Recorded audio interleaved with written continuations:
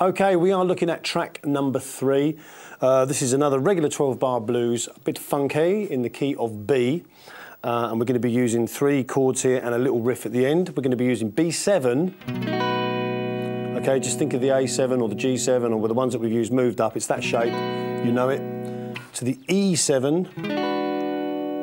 Okay, moving up to the F-sharp 7. And at the end of the progression, as you'll see when I play it, we have this little riff,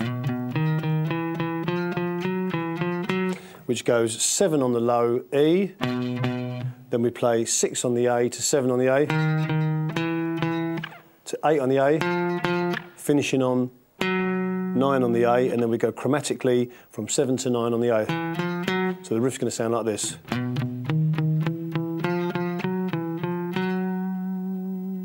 Okay, so I'll just play the progression round for you, showing the style that we're going to use. Then I'll do a little demo with the backing track. So we're going to use the funky style, and what I'm going to do is let this happen. Think of that kind of boogie nights. Okay.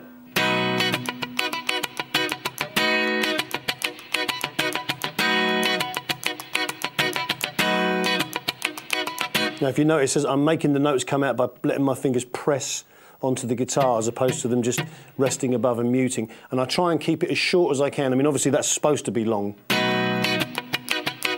When you get that gat, gat, gat, I try and keep it really short.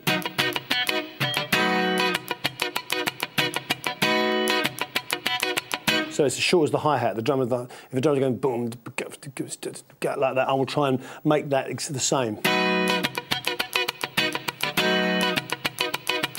Okay, so let's just play through it once and then we'll do it with the backing track.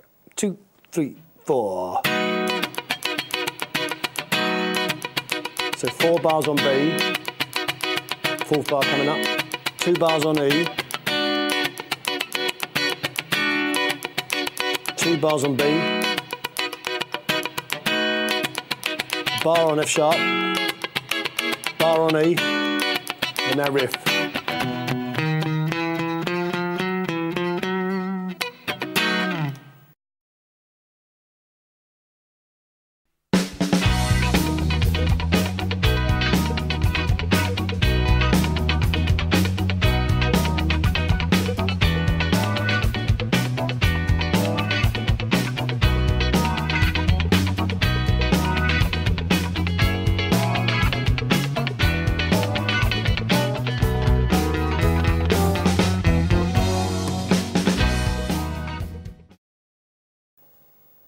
Okay, we're looking at some soloing ideas now, and the things that I think are perfect for a track like this is what I call repeated licks.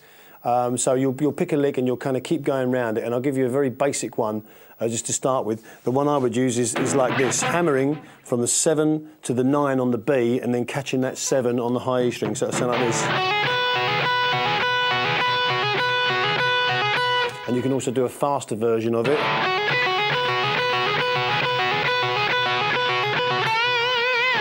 And maybe finish it with a bend. Now, another one that I like to do over a track like this, which sounds really good, is sliding back and forth to the flat 5. Now, when I say the flat 5, don't forget we're in the B minor kind of shape here. It's taking this 9th fret, sliding up to the 10, back, and then pulling off to that 7th fret on the G string. And you get that kind of effect. And you can take that up to the 2nd position.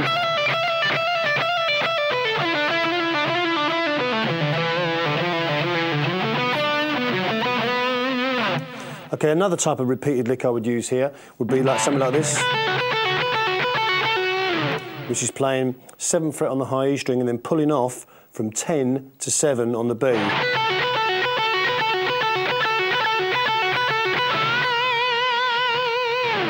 That sort of thing. So now we're starting to build up.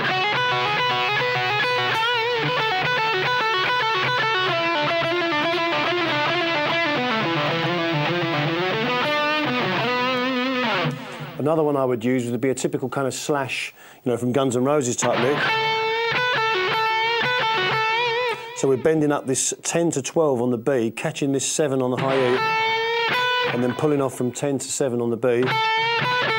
And then rebending it and doing it again. and then basically alternating between that note, then this note here, 10 high E.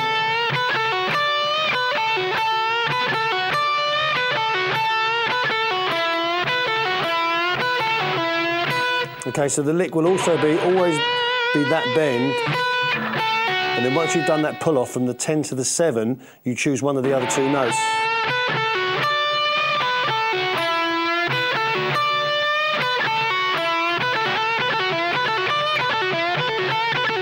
But this will always be your pivotal note, that 7 there.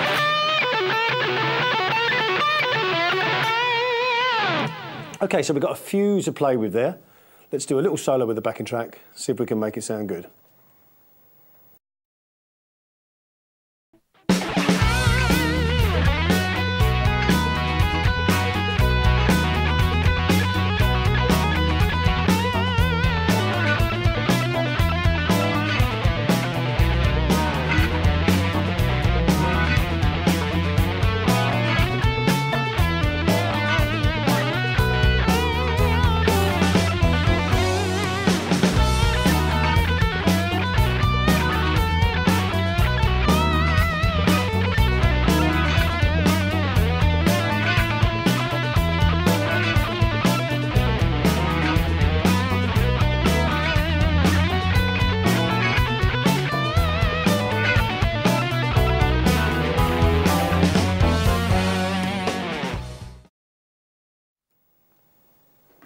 Okay, hopefully what you saw me do there was use those repeated licks, keeping them going. It builds tension and really helps to drive the whole thing along and stops you kind of meandering up and down the scale, keeps you in one place and helps you develop different ideas.